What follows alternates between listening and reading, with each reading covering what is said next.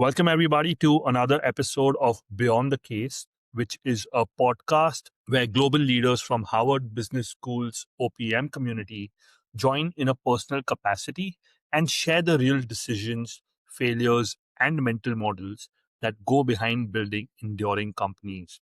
My guest today is someone who's from the same industry as myself. His name is Grant Collard. He's the founder and CEO of Redstone Residential. How are you, Grant? I'm doing awesome today. Yeah, thanks for having me on. Glad you could join us. Grant, do you just want to give us a quick introduction on yourself and what you do? Yeah, absolutely. So, Grant Collard, I'm based in Provo, Utah. So, that is one of the mountain states in the United States. We're hosting the Olympics in 2034. So, please come. Love to host you and hang out. But my firm is Redstone Residential. We are a vertically integrated real estate firm. We purchase, we develop, we manage, and we build multifamily housing all over the US. We've done Canada and Brazil as well, but we focus on student housing. So about 70% of our portfolio is privately held student housing. But we provide homes to about 40,000 people around the US. What are the sizes of the units that you get involved in? Yeah, typically we are buying and building projects that are about 100 units and up or about 300 beds and up. So with student housing and co-living, sometimes you'll have multiple leases per unit. Grant, how did you get involved in real estate? That's a great question. Accidentally. So I was born in San Diego. My dad was a software engineer. He actually worked on the Nokia brick phones in the 90s in their CDMA division. So that was a fun case to go over. Um, and I never actually knew an entrepreneur growing up. So the community that I grew up in California, it was all engineers. Everybody worked in tech or everyone was in the military. And I ended up going to college at BYU in Utah, and there they have a really strong entrepreneurial community. There's a lot of people that work for themselves, and so I got to know and understand how that works. I started to become an entrepreneur in college. Kind of fun story. I thought I wanted to be a doctor. So I was pre-med for like 2.5 years of college studying molecular biology. And I was working at a cancer laboratory. And I remember we were growing breast cancer cells or something so we could find creative ways to kill them. And I was sitting and waiting for my experiment to finish. And I looked around the lab and everybody was reading some type of medical journal or some type of scientific journal. And I was reading the Wall Street Journal. And someone looked up to me and they were like, "Why are you here?" And I was like, "I don't know, actually." And I quit that day and I went and changed my major to finance and with a real estate emphasis. And I decided that I was just most interested in working with real estate. I've always been really fascinated by that. I think you can tell a lot by what people's interests were as kids. So, when I was a little kid, I was obsessed with Legos and building houses with Legos and obsessed with toy cars. And those are still my obsessions. Uh, from an early age, you know, I think I wanted to do something where I was building. I just didn't have like the framework or the mental model for how entrepreneurship worked. And so that's why I picked pre-med was because I wanted to make money. And, when you look at all the lists, it says, okay, if you want to make money, you need to be a surgeon. So I was trying to please, I think in some ways, my parents and people around me. Getting into real estate though, I got into real estate in 2007, which as you know, was not a great time to get into real estate. So during college, I started selling homes and I was a mortgage broker. And the first time that as a college student, the first time you get a check for $10,000, it's like exhilarating. You feel like you got like a cheat code or something. My previous job in college, I was teaching Spanish for maybe $12 an hour or $11 an hour. So getting a check for $10,000 as a college student just feels like a glitch in the matrix. And I was graduating in 2008 and I had been interning at a private equity firm and they basically said, "Hey man, like we're in the middle of this, financial crisis. We don't know how this is going to go. We don't know if our company is going to survive. We can't afford to pay you." And so I said, "Okay." I'm going to go, take a job. So I took a job at a startup in Texas, and it was outside the real estate industry. It was in financial services. And the day I showed up, I knew it was a mistake. I knew that I had like settled, and it was just a terrible 6 month experience. At the end of 6 months, basically, I mouthed off to the CEO, and they just said, "Get out." So they fired me and they walked me out of the building. And it was in that kind of moment, I remember calling my wife on the way home, or showing up to her little apartment in Texas. And she's like, "Hey, it's Monday morning at, 10:30. Why are you home?" And I just smiled and I'm like, "Let's go on an adventure. Let's do this." Our first son was born that week, and so I felt like a total champ. I had no job. It was the middle of the financial crisis, and I had a newborn baby. And so we moved in with my in-laws and started Redstone that next week. But that was one of those like never again moments for me where uh, I just realized like it doesn't matter what's happening in the economy. You have to do what your passion is, and you have to do what you feel your calling is. And for me, that was Redstone. And we started in 2009, very, very difficult time, but also a great time to start a real estate company because it couldn't get any worse. A lot of my finance graduate at the time were working as like baristas at Starbucks. Like there were literally no jobs. And I had had offers from places like Credit Suisse at the time, and those all evaporated during that time. They called up and they said, "Hey, we're laying off first and second and third year associates." And so in a way it was kind of nice to say it can't get any worse. Let's give this a shot at entrepreneurship. And that's how Redstone was born. Very, very inspiring, Grant. You spoke about that moment where you lost your job just before you were about to become a parent.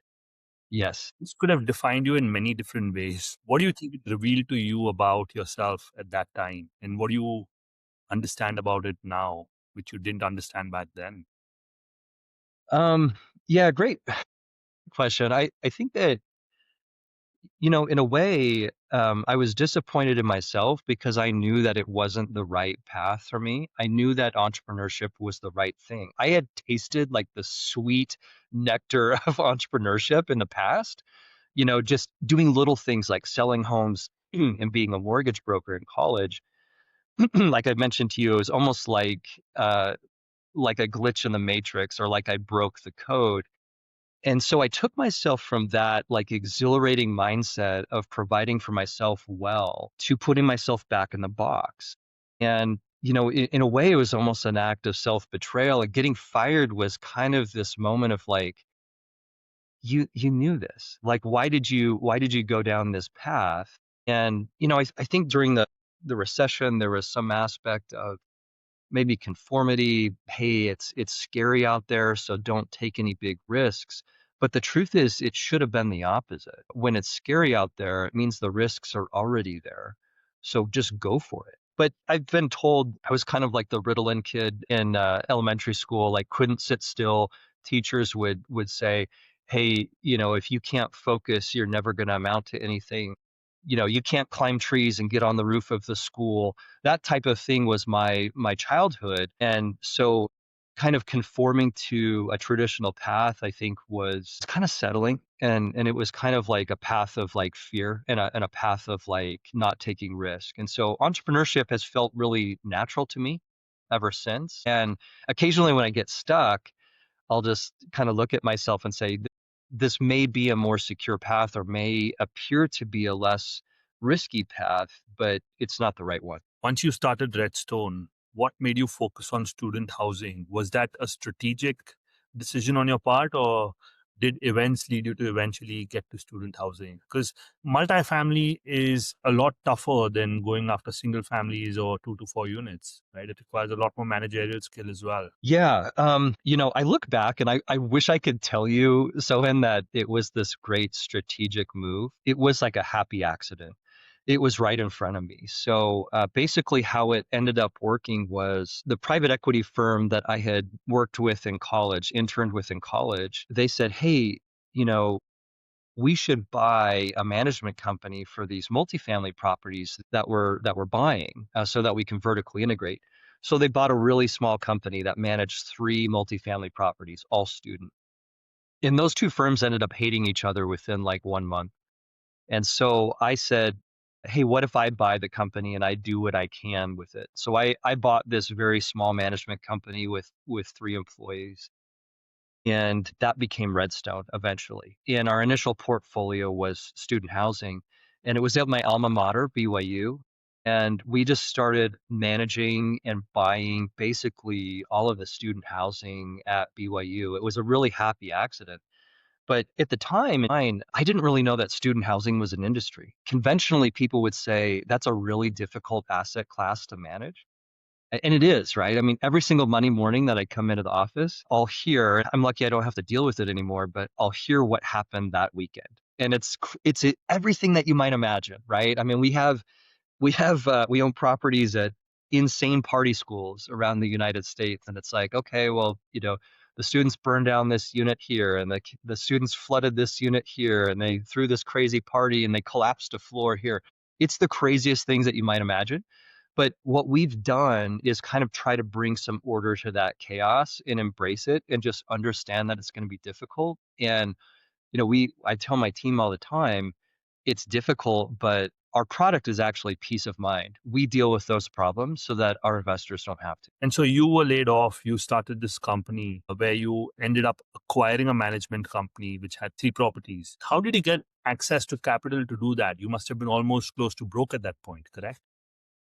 I was so broke. So, my family doesn't have any money. I was living in my in-laws' basement, right? And so imagine this, like I get married to my beautiful wife, and at the time my father-in-law thinks that I'm going to become this doctor. And instead I'm like, just kidding. I'm going to pursue this other thing. I get fired. I have a kid and I move into his basement. And so it at the time is a very humbling situation. And by the way, when I'm living at their place, they're like, hey, Grant, like, you know, there's a job over here. We can help you get this job.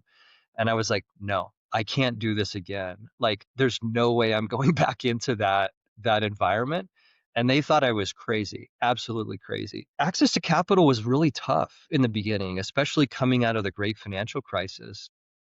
I remember putting together our first deal. So we had got pretty good at turning around really difficult management situations.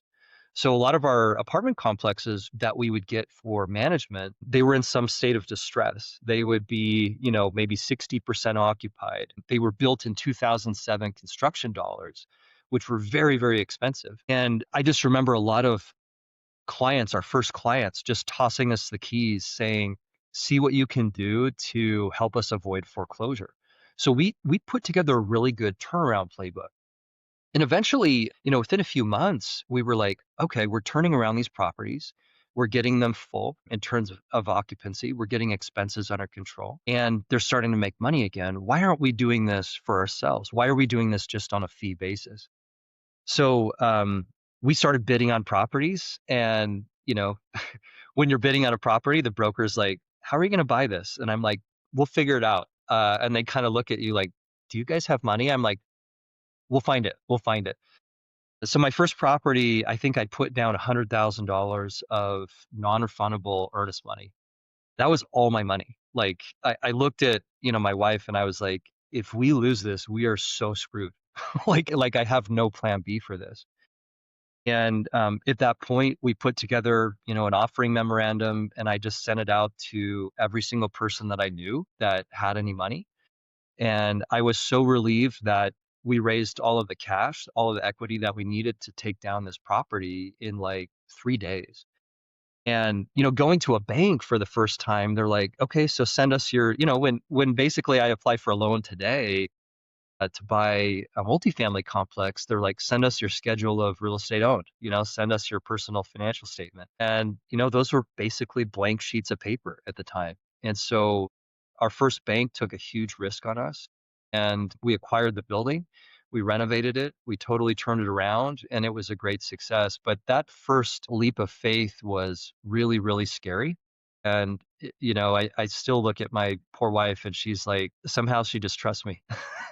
And it worked out. Grant, the first bank that took a leap of faith with you, was it a private credit bank, a regional bank? What kind of a bank was this? It was a local community bank, and, I think that they knew who we were in the community, and they could see some of the work that we were doing on the management side of our business.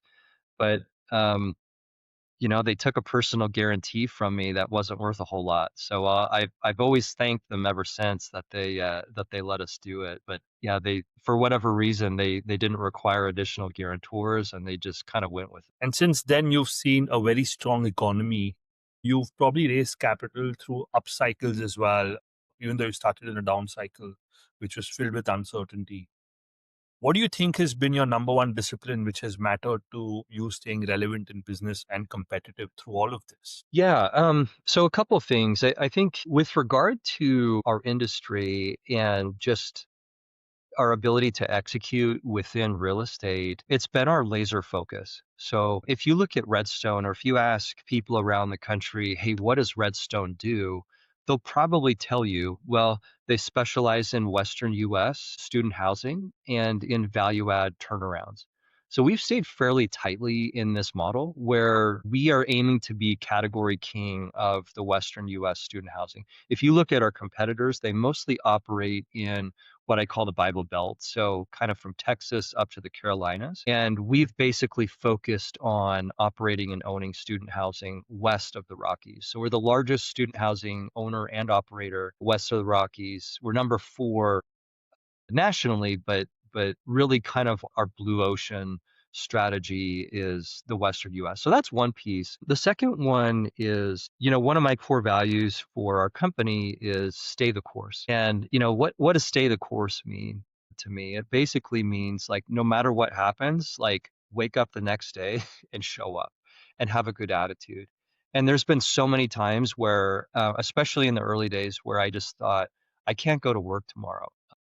Things are so bad, or this situation is so humiliating, or I'm so stressed out, but you just have to get up and go the next day no matter what. And that's come in really handy. We've had some really tough times during COVID. I'll still remember March 14th, 2020.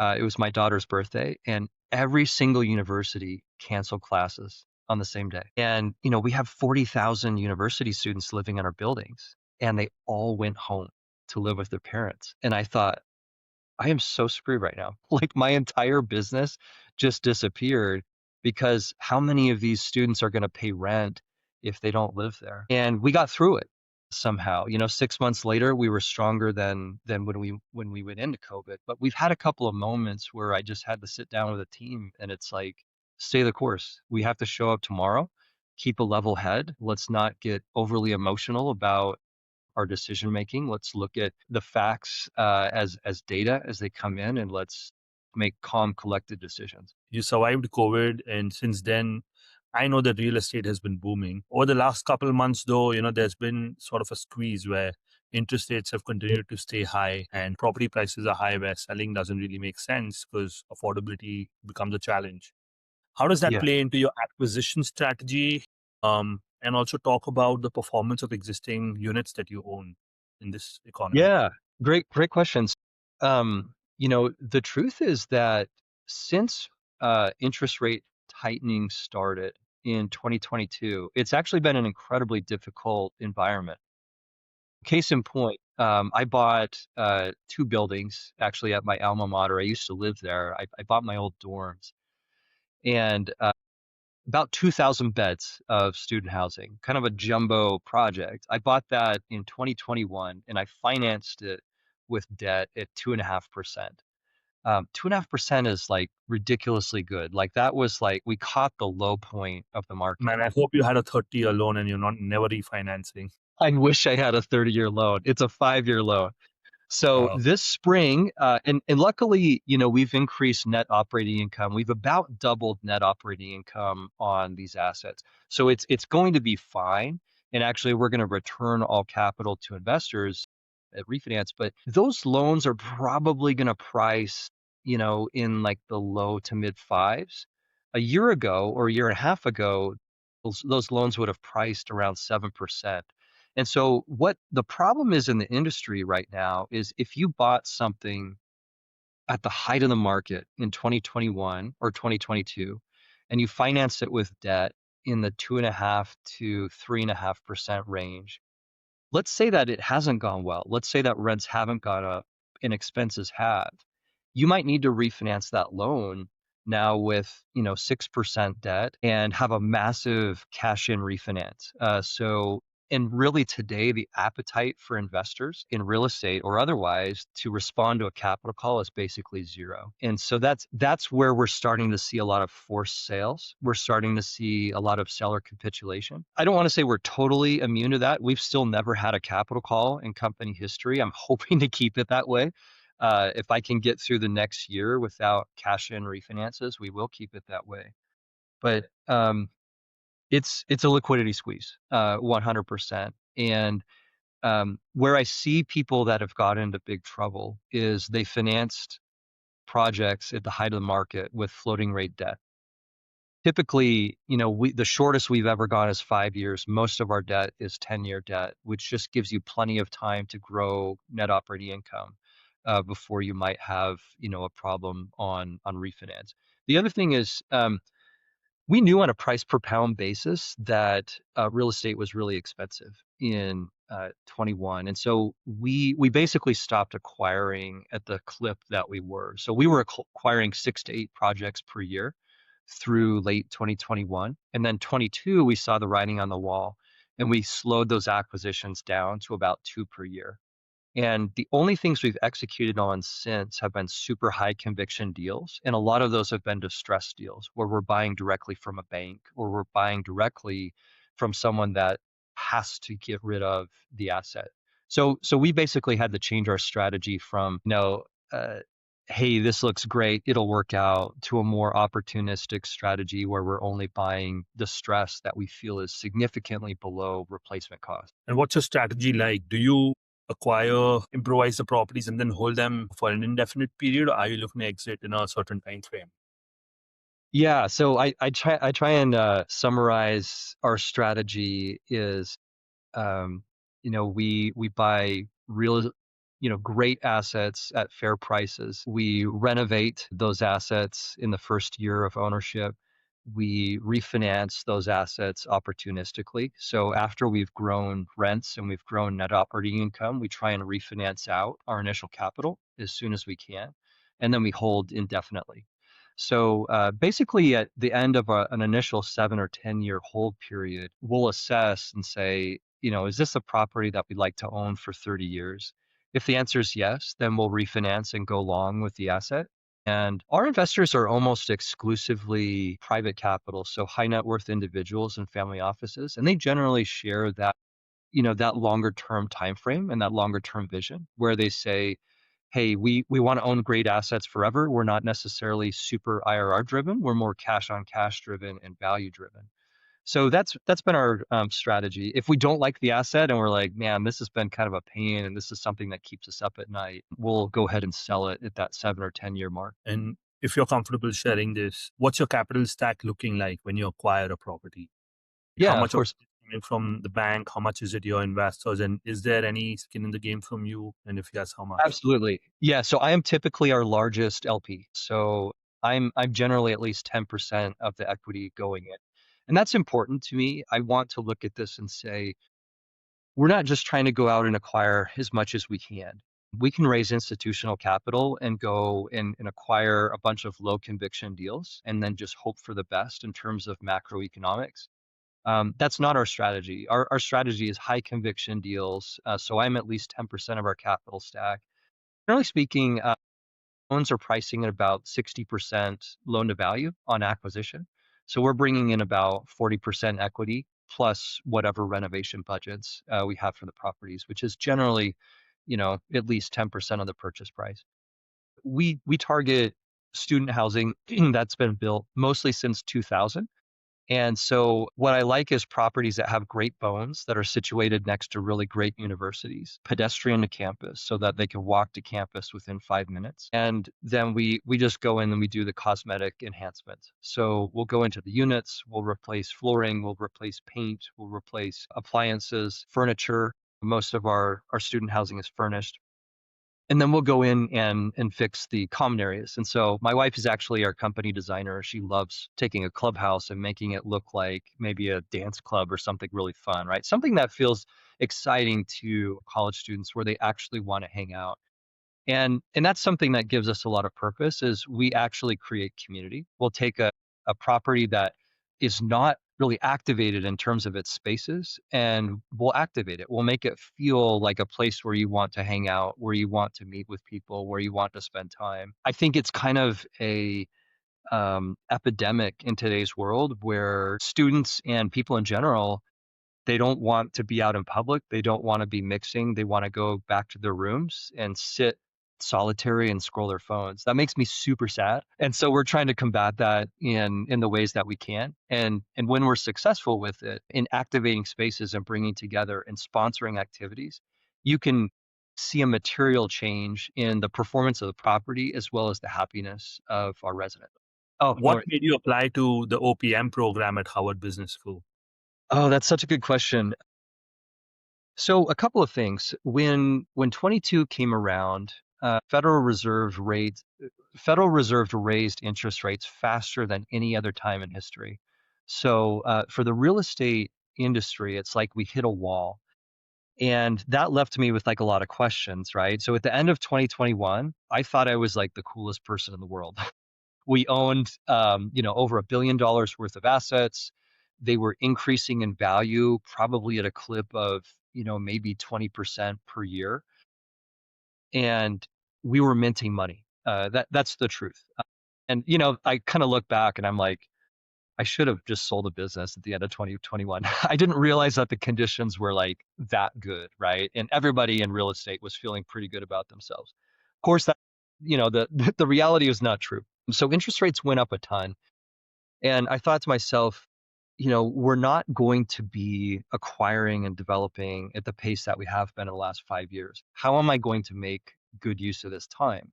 So I did a few things. I joined YPO, which has been absolutely life changing for me, not just from like a cerebral standpoint, but really understanding like the holistic nature of business and how to improve myself as an individual, as a dad, as a husband, as a human being. And then I hired a one-on-one coach. So I have a coach that comes in and challenges me every single week. I have a one-on-one with him, just like I have a one-on-one with my direct reports. He's an HBS alum. He did a MBA at Harvard Business School. He's an ex-McKinsey guy and has run a number of businesses. And so I wanted to challenge myself cerebrally as well as kind of personally to improve. And one of my YPO forum mates told me about OPM, and he just said it was the best thing that he's ever done. And he went on to have a really amazing exit recently. And I'm not looking for an exit, but it was inspiring to me. He's someone that I looked up to. And then I kept seeing other guys out in Utah. There's probably one token Utah guy per OPM class. And I think I know most of them in the last 5 years, and they all just raved about it, and they've said the same thing. So I didn't quite know what to expect at OPM. I think I was pleasantly surprised. I liked it quite a bit more than I expected. I loved how international it is. I love that it's 80% international. The US is going through like a really hard time right now. You've probably noticed it's extremely polarized, and there's a lot of distrust within the US and internationally. And I was telling my living group, like, guys, I feel like OPM like restored my faith in humanity. As cheesy as that sounds, like I actually feel that like really deeply. I just loved hearing everybody's different perspectives and just the goodness that everybody brings, like the heart centered leadership that everybody brought in OPM really stood out to me in an unexpected way. You were telling me just before we started this interview that you were very nervous about being cold called by Das. It was. And I stopped you right there saying, hey, don't give away the juice. Let's talk about this on the podcast. So please go on now. Well, we were talking about what I'm going to do differently this next year at OPM. And I think I read the first week's worth of cases, but not well enough to where I could get up and defend it for 20 minutes. And so the first class that, DOS came in and started cold calling people, I thought, oh my gosh, I'm not prepared for this level of violence. I need to be much more prepared. And so I spent a ton of time at OPM just alone in my room poring over the cases. And I was probably maybe a little over prepared, for the rest of the cases. But, I think how I would change for next year is I don't want to spend any time in my room alone. I want to spend all my time out with you guys and getting to know people. I want to be a little bit more social this go around because I'm not, worried about being prepared. And I can see, certainly with the living group, but outside of that, that the real jewel of OPM will be these relationships that we form all over the globe. Amazing. Is there any case or any takeaway from OPM that has stayed with you or you find yourself applying in your business already? Yeah, I had a really interesting fall. So I spent all of October at Harvard Business School with you guys. And then right after that, I went to Bhutan. It was a YPO trip in Bhutan. And Bhutan is kind of famous for their mantra or their guiding principle of gross national happiness, right? So it's this little tiny country in the Himalayas, wedged between India and China and Nepal. Every decision that they make and I was skeptical of this before I went, but I'm a believer.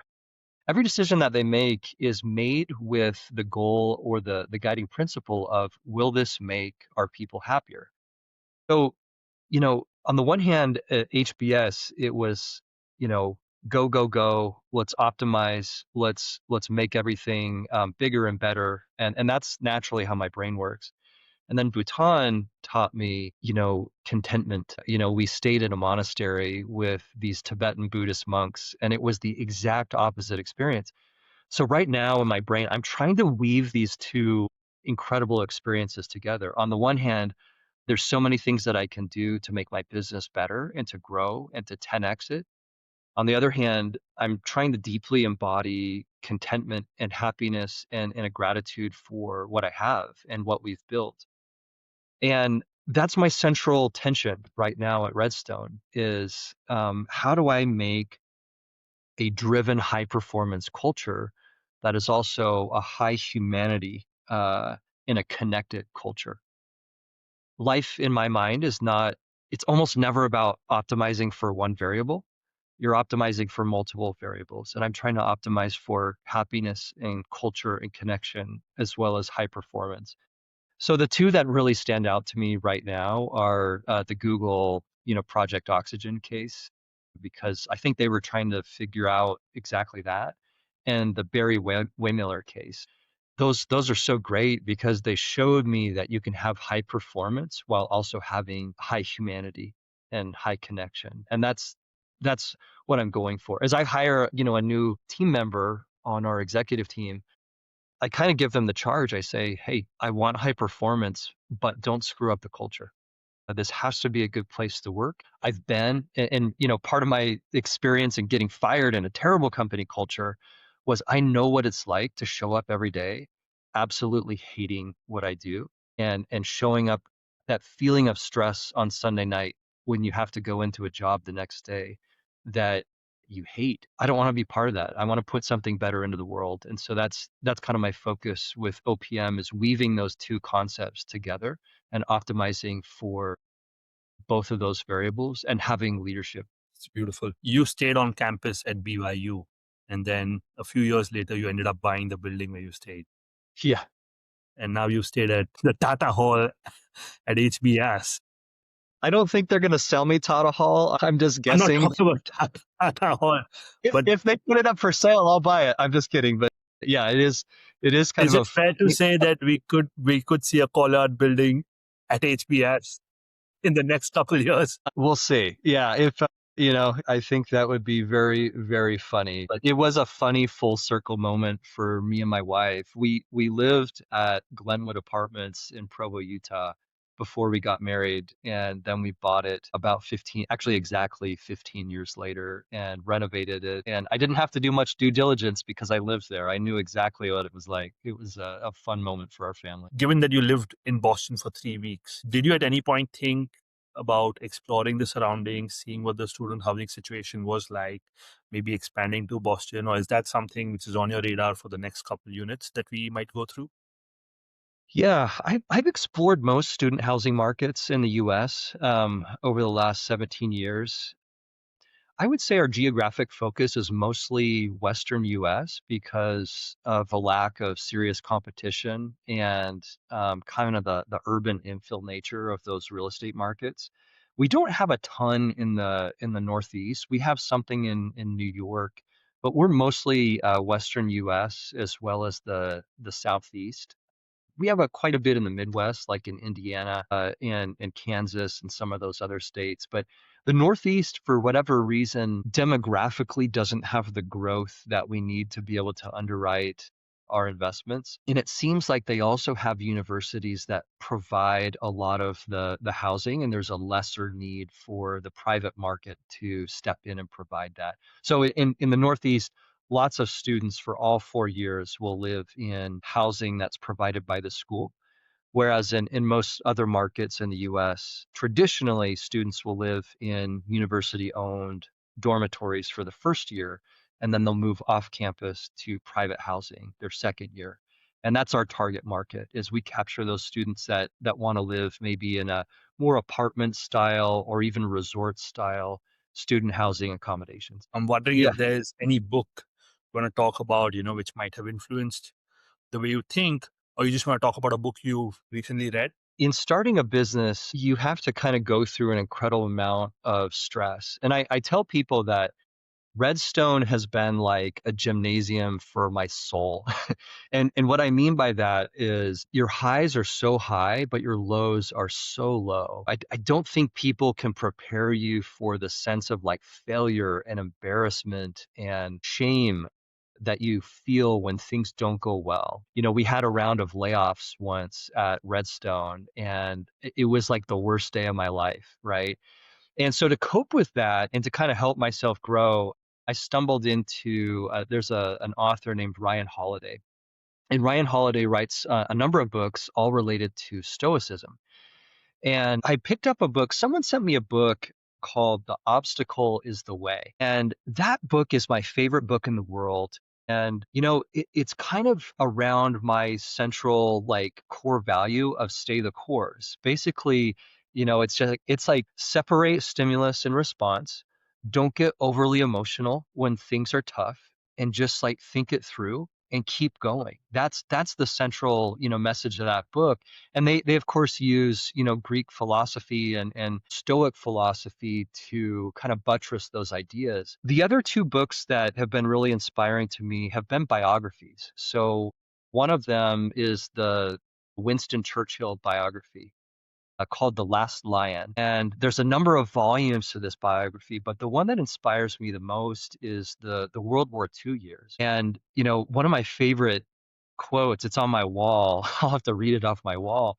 But, Winston Churchill has just become prime minister of England, and he's the last person standing, preventing, Nazis from basically taking over the world, right? Like the other countries have now capitulated and it's just him, and he's under a lot of pressure from people even in his own party to appease Hitler and to appease Nazi forces. And he goes on the radio and he's trying to galvanize this nation. And I'll have to read it to you so I don't screw it up. But he basically says, you ask, what is our aim? I can answer of one word: victory, victory at all costs, victory in spite of all terror, victory, however long and hard the road may be. And what I look at with Churchill is somebody who is circumspect and understands how terrible it is what they're going to face, but he's resolute in that. It might sound cliche, but I was also very inspired by Elon Musk's recent biography, and I see a lot of that, for better or for worse. I'm not going to defend everything that he does. Neither of these men are perfect, but the trait that I so much admire is like the stay the course. It's this iron will that they possess, and I try to emulate that in my own life, where I think, hey, this is going to be really hard. When rates doubled in 2022, I told my team this is not going to be a good market for the next 3 to 5 years. Everyone in real estate said survive till 25. 2025 came and it's still difficult. Now they're saying stay in the mix till 2026. 2026 is going to be difficult. Now they're saying go to heaven in 2027. And we're in a situation where a lot of real estate firms are failing. Uh, Morale is poor. And you just have to understand that it's going to be really tough for 3 to 5 years. And if you can stay the course, it's going to be beautiful on the other side of that. And that concept of staying the course, that concept of the obstacle is the way, is something that's really inspiring to me personally and professionally. Beautiful. If you could speak to your younger self, the boy who got fired and laid off during the financial crisis, what would you tell him today? I got fired for mouthing off, and I had some shame about that for a number of years. Um, and I think I would tell him, embrace that energy, like embrace that kind of rebel energy. That is like one of your biggest strengths is your ability to be contrarian. It's your ability to push against the status quo. It's the ability to be oppositional in a room full of people that are frowning and shaking their heads at you. And that's paid off really big with our investments. It's paid off really big in a number of ways. But my advice would be number one, relax. It's going to work out. And that would be any point in my life. Just relax. Things are going to be okay. And number two, like embrace some of those God given qualities that, others may have told you are weaknesses. I think I told you in elementary school and middle school, every teacher would say, hey, you can't do that. Hey, um, you know, stop climbing trees, stop trying to get on the roof of the school, stop daydreaming in class. You'll never amount to anything. And I think some of those quirks have been some of my biggest strengths when utilized properly. So trust yourself and embrace those differences and those quirks. I think to be in business for yourself, you have to have a core belief that life will be better in 5 years or in 10 years than it is today. And that's something that I hold very closely. And that's not necessarily a popular viewpoint today. I think that it's very easy to get caught up and to say the world is going in the wrong direction. And it certainly is in a few different ways. But on the whole, I think that things are getting better. I think they'll continue to get better. Maybe I'm over indexed on, the promise of AI and robotics and all of these beautiful things coming in the future. But I really do believe that tomorrow is going to be better than today. And that's why you're an entrepreneur. Appreciate your time, Grant. Thank you. You've been very, Thanks. very. I can't wait to see you and everybody else next fall. It sounds good, man. Thank you. Have a good one. Thank you.